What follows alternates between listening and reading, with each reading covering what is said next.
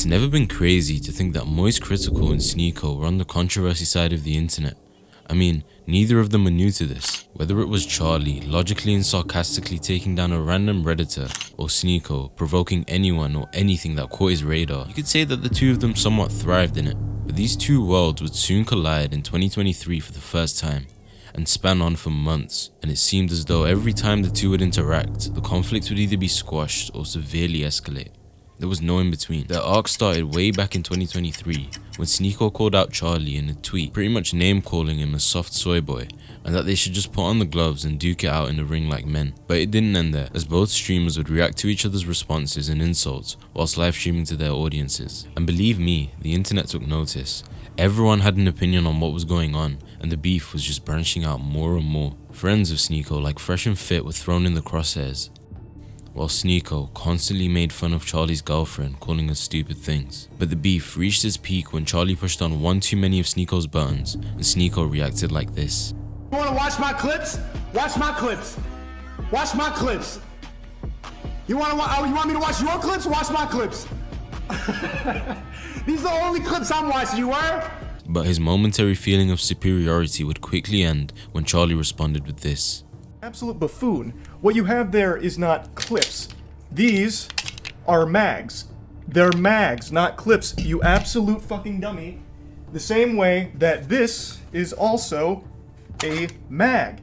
They're all mags. Stop saying clips, you look fucking And the internet went insane. Everyone and their great grandma saw the decimation of Sneako as Charlie publicly humiliated him for the world to see. A few months then passed, and as Sneako was going through his newfound peaceful phase where he pretty much changed the entire premise of his content, he once again got into contact with Charlie, and the two had pretty much made up and just had a peaceful conversation. And so they turned a new leaf and the tremors finally stopped, or so it seemed. Not even a few days ago, it seemed as though the dormant volcano that was their beef had woken up and erupted once again. Their paths so happened to cross on a random altercation, and remember what I said earlier, every time they meet, things either escalate to groundbreaking levels or there'd be a moment of peace, no in between. Things started when Sneako was once again running around the playground that was Twitter, throwing the swings in every direction and hurting all the kids in the process. The kids in this metaphor being the chronically online users of Twitter, and the toys Sneako was throwing around being his controversial takes. The main one being on the topic of age of consent, and that it shouldn't be stuck to just the age of 18. Now Sneako's controversial take on this won't be relevant for the time being,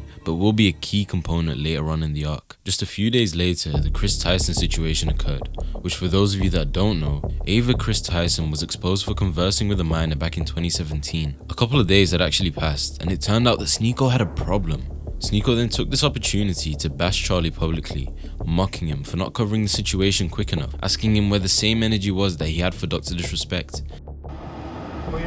Yo, look out, Moist Critical is not gonna go talk about the Chris situation because he wants to have the Mr. Beast collab. Bro, you're gonna talk about every other trending situation, Dr. Disrespect, Sneako, anything that goes viral goes on your main channel. Chris, the associate of the biggest YouTube channel in the world, you do a 4-minute clip on your second channel. Stop coping and be a journalist if you're gonna be a journalist, or just say that you wanna have the collab. Stop lying. And as he usually does on his channel, Charlie eventually uploaded a video covering the situation on his main channel, in which he spent about half the video addressing the Chris Tyson situation, and the other half addressing Sneako in his comments where he accused Charlie of having ulterior motives. But this is where Sneako was kinda wrong. Charlie had actually talked about the situation the same day that the news came out. He did this on his live stream and on his clips channel, which is still significantly huge. He then waited for more concrete information to post a video on his main channel. In fact, he'd already somewhat said this on his Twitter, saying, "Wish people would actually bother checking if I've talked about something. I talked about it last night on stream while it was all unfolding and posted a short edit from the discussion," but he made these points more clear on his expose video in which he mentioned Sneako. He then also responded to Sneako saying, "That assumption is very absurd of you considering your takes on the age of consent," referring to Sneako's earlier rampage on Twitter in the past couple of weeks. Charlie then goes on to explain that he attempted to contact Sneako privately, trying to get his honest opinion and if what he posted online was really what he believed, and you guessed it. The man tripled down on his beliefs. The two then decided to come to an agreement for the time being and set up a Discord call on livestream where they could continue their discussion. And so the chaos would ensue. They booted up the good old stream with thousands of people watching at the edge of their seats to see more drama. The stream started off pretty chill, with the two catching up and talking about their days, but it was soon time to get to business and the atmosphere shifted at around the 4-minute mark, where the conversation really began. Sneako insisted that the age of consent, which states that a child is still a child until they hit that 18-year-old mark, was a flawed system, and that it wasn't a good indicator of whether or not a person was mature enough to make decisions of their own and be who they want to be with. Charlie obviously disagreed with Sneako's take on this and stressed that a child only becomes an adult after 18 because that's when they've had enough time to develop and will have responsibilities such as leaving high school, getting a job, and living on their own. The two then went back and forth for a large segment of the stream, but eventually Charlie fired back by giving him an ultimatum, which created this viral clip. And I'm not talking about just you specifically anymore. Anyone. Do you think it's okay for anyone in their 20s, an adult, to marry a 15 or 16-year-old? A 21-year-old, if there was a marriage where the father consented and the daughter consented, and it was both good on both families and they wanted to do it, why am I going to get involved? Why should we get the government involved? Well, why would I tell them if everybody's consenting, if everybody's okay with it, if the parents are okay with it, if nobody's being harmed, if it's going to be okay, if they're both abiding by the rules and they're not hurting each other, why not? But they're still... With Sneako's main point being that different people mature at different ages and it's a lot more fluid and flexible than the set in stone age of 18, whilst Charlie states that no, 18 is the set in stone age for a reason and that it should stay that way. Sneako then flipped the entire situation and Charlie's own scenario back on him with the topic of gender reassignment surgery and what the premise was for kids. Do you believe that somebody can go through hormone therapy? Can they change their gender if they're a child?